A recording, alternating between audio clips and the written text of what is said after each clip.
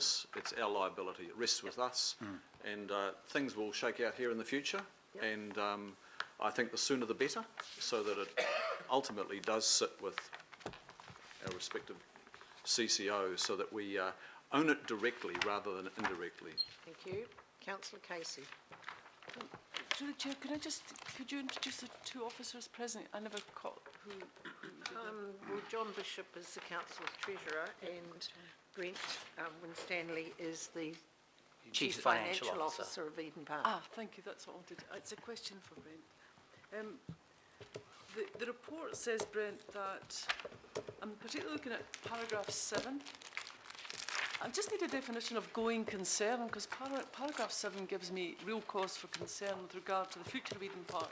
What does going concern mean? Because that's the words that are used throughout the report. In the event that Eden Park was not a going concern, I'm not an accountant. How do you define a going concern? Essentially, a going concern is an entity that has the ability to pay or meet its liabilities as they fall due. So we're generating operating profits, we're generating small cash surpluses, so we are independently audited. We're audited ultimately by the Office of the Auditor General, so part of the responsibilities of an independent auditor is to determine whether the entity has the ability to meet its ongoing obligations as they fall due, and accordingly, is it a going concern? So we're regarded as a going concern because we can meet our obligations as they fall due for the foreseeable future. Thanks for that answer. Now the question is, a similar question is to our own officer. Would you not consider a going concern as one that's able to address major maintenance issues and fund depreciation? No, that wasn't to you. Through you, Chair. I mean, it's quite clear that Eden Park generate operating cash flow profits, and they do meet their covenants quite comfortably under the borrowing documentation. And the point you make is the obvious one, is if there was major capital expenditure or material maintenance, then that wouldn't be able to be funded at the moment out of operating cash flows. So at what stage does it become not a going concern? I'm just interested in our liability here, because if you look at our paragraph 20, it says, in the event that Eden Park was not a going concern, it is probable that council would be expected to intervene or provide alternative facilities. So I'm interested in that lack of funding of depreciation and any major maintenance issues. Perhaps our Eden Park representative could say, are any of those at the moment on the back burner? Is any work on the back burner because you can't afford to do it that should be done? There's no ongoing maintenance that's on the back burner that should be done, that isn't being done as far as I'm aware. So there's no work being put aside because of lack of funds? Not specifically, no. Thank you. Councillor Wayne Walker. Sure. Thanks for the opportunity to discuss things. I'd particularly just like to ask some questions around paragraph 25, and that goes to the relationship between Eden Park and the council, obviously in respect of outstanding debt, but also around discussions between Eden Park Council, Regional Facilities, AT, Auckland Transport and so on, particularly around opportunities over shared facilities management, increasing revenue generating events and so on.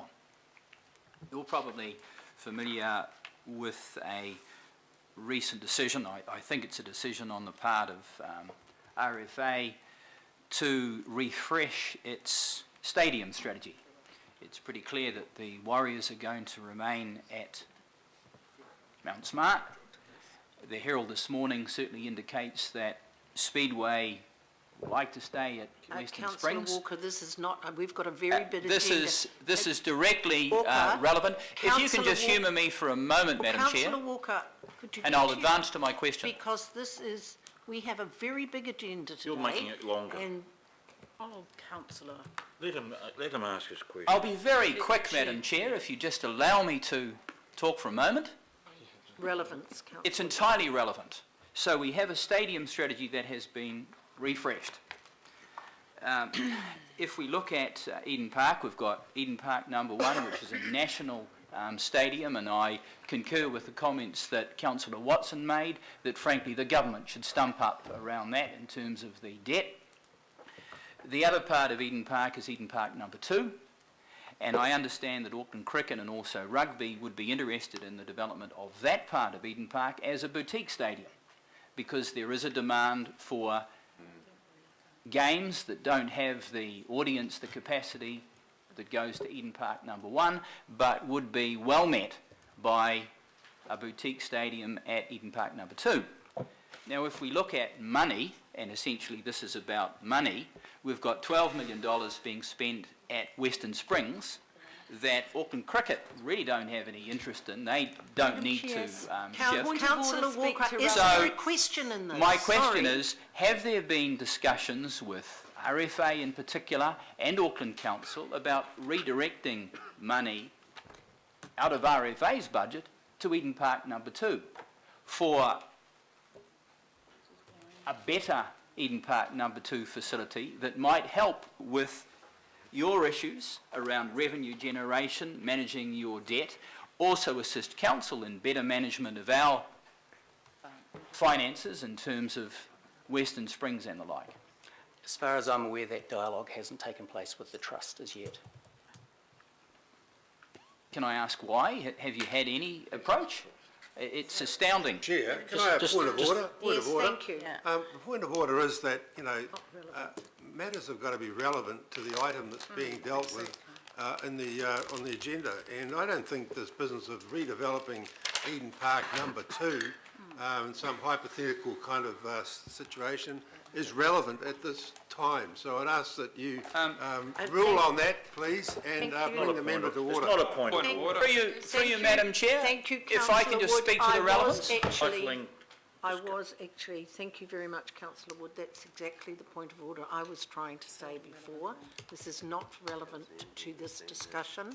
It may be an ongoing discussion, as the Chief Financial Officer said before. Thank you. May I just continue my Well, I my would rather you question? didn't, because I've got other people to speak and we really need to get moving. Well, it is relevant, Madam Chair, Councillor Cooper. because there has been Councillor Walker, an approach thank you, by Madam Chair. Auckland Cricket.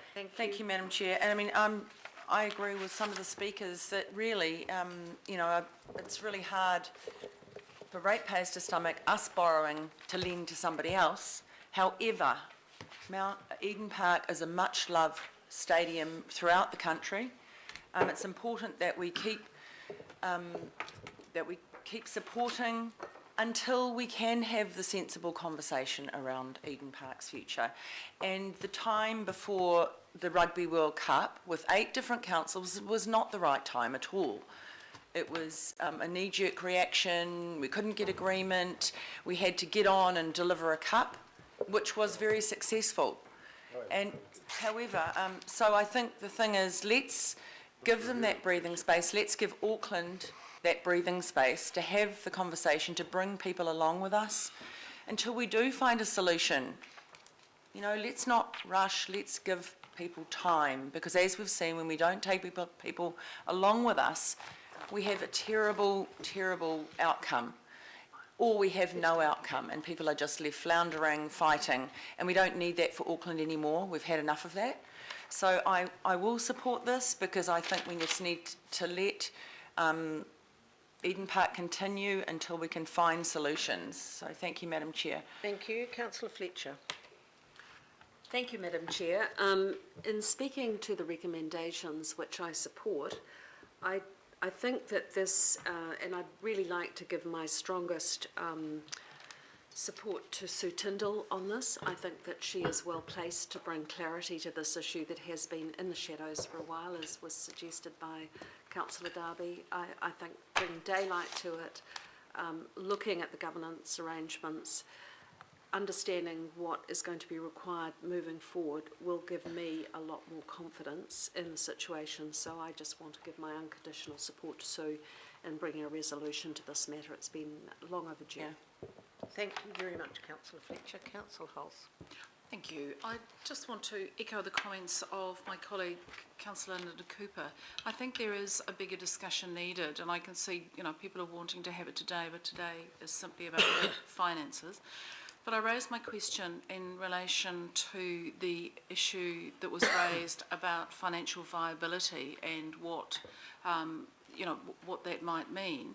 And I think we do need to have a bigger discussion around the long-term impacts of some of the decisions that are currently going through the unitary plan. We can't, on one hand, want this to be financially viable, and on the other hand, say you can have one cricket game a year, and if you're lucky, a market with 7 people selling crocheted booties. So, somewhere in the middle is a really tough conversation. If this is going to be going on into the future, it needs to be a viable and vibrant space. Thank you. It's been moved and seconded, and I'm going to put the recommendation. All those in Madam favour? Chair. Aye. Aye. Against? Carried. Thank you. Be a long day. Thank you very much, Thank gentlemen. you. Thank you very much.